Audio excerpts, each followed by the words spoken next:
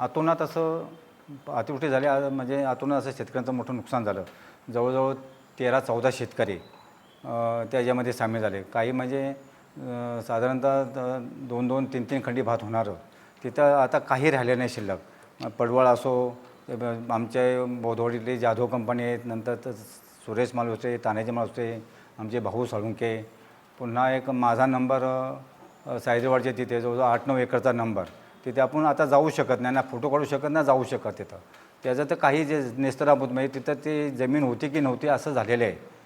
अशा पद्धतीचे नुकसान. आणि त्याच्यामध्ये अरविंद मालुसरेने ज्या ह्या शेतकऱ्यांसाठी आमच्यासाठी जे मोठं प्रयत्न केलं, अगदी प्रत्येक ऑफिसमध्ये जाऊन, मग ते माणगावमध्ये गेले, त्यांच्याकडे जाऊन नुकसान झालं, काय कारण झालं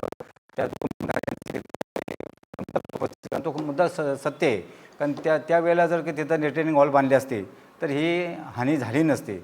आणि त्याच्यामुळं ते नेमके बंधारे खरे का खोटे, का चुकीचे का बरोबर, हा प्रश्न त्यांचा आहे. पण आमच्या निदर्शनामध्ये तर निश्चितपणाने ते बंधारे चुकीचेच आहेत आता जे झालेले आहेत ते. कारण जर बंधारे चांगले आहेत, लोकांची सोय झाली असते, पण तिथं जर संरक्षक भिंत झाली असती तर हा प्रश्न उद्भवला नसता, काही झाला नसता. निसर्गाची हानी झाली असते पण एवढी नसते झाली. निसर्ग आहे, निसर्गाला कोण थांबवू शकत नाही.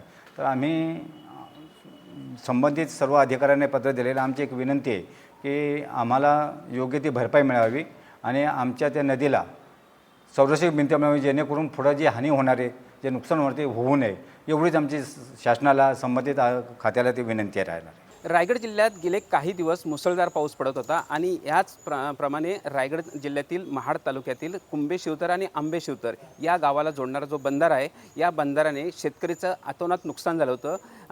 हा बंधारा आहे तो चुकीचा बंधारा आहे असल्याचं आरोप शेतकऱ्यांकडनं सांगण्यात आलेला आहे. आपल्यासोबत काही शेतकरी आहेत शिवतर आणि कुंभेतर गावाजवळ, आपण त्यांच्याजवळ बोलणार आहोत. दादा, काय सांगाल, काय आपल्या शेतीचं नुकसान झालं आहे आणि हा बंधारा चुकीचा आहे हे बोलता तुम्ही कशामुळे?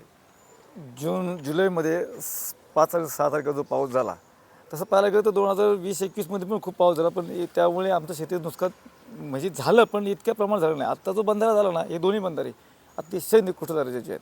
निकृष्ट दर्जाचे असूनसुद्धा त्यांनी आम्हाला कुठल्याही प्रकारची विश्वास न घेता संबंधित जलसंधारण विभागाने हे दोन्ही बंधारे बांधलेत. पण त्याच्यामुळे असं झालं की आमची शेती त्या बंधाऱ्याने पाणी आल्यामुळं त्यांनी मार्ग बदलला आणि कंप्लीट पाणी शेतामध्ये गेलं. शेतामध्ये असं केलं की ती पाणी शेतीची माती जी आहे पूर्ण ओरगडून नेली. आज तिथं तुम्ही पहिला तर भयान दिसतंय. 3.5-4 फुटाचे तिथं वाळूचे ढिगे येऊन पाहिलेत. अशा पद्धतीने शेती उभा राहू शकतो का?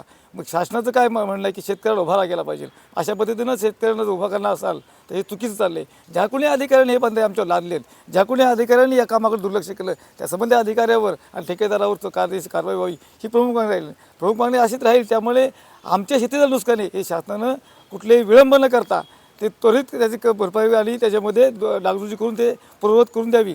याहीशिवाय आम्ही काल उपोषणाला बसणार होतो, आज उपोषणाला बसणार होतो, आज मंगळवारी माणगाव इथे उपोषणाला बसणार होतो. परंतु संबंधित अधिकारी मंगेशजी साठे यांनी जे आम्हाला आश्वासन दिलं, लेखी स्वरूपात आश्वासन दिलं की तुमचे सगळ्या मागण्या आहेत, आम्ही सगळ्या मान्य करतो आहे. आणि त्यामुळे आम्ही आजचं हे उपोषण स्थगित केलं. पण आम्ही पत्रकार बंधन या ठिकाणी निमित्त होतो आणि शासन प्रशासनाला आम्ही विनंती करतो की जर का ही सर्व प्रक्रिया 15 ऑगस्टच्या आतमध्ये जर का पूर्ण केली नाही तर 15 ऑगस्टला माननीय तहसीलदार महाड यांच्या कार्यालयासमोर आम्ही सर्व शेतकरी उपोषणाला बसणार आहोत.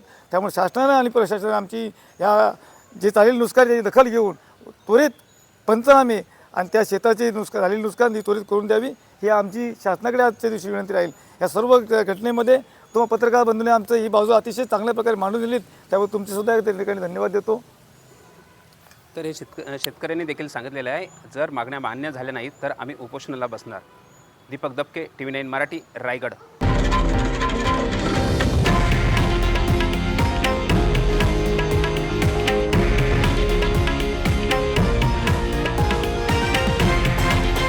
हे आहे देशातील नंबर 1 न्यूज नेटवर्क आणि आपण पाहत आहात TV9 मराठी, एकमेव.